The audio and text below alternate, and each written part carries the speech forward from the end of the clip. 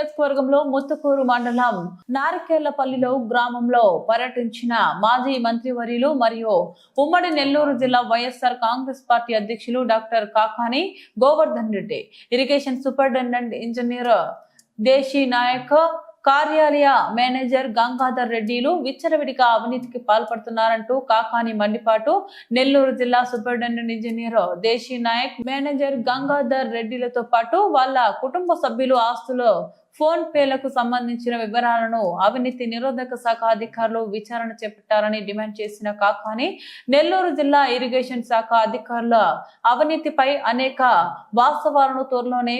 జిల్లా ప్రజలకు, రైతులకు తెలియజేస్తానన్న కాకాని, ఇటీవల వైద్య పరీక్షలు చేయించుకున్న వైఎస్ఆర్ కాంగ్రెస్ పార్టీ సీనియర్ నాయకులు కాటంరెడ్డి వసంతకుమార్ రెడ్డిని పరామర్శించిన మాజీ మంత్రి కాకాని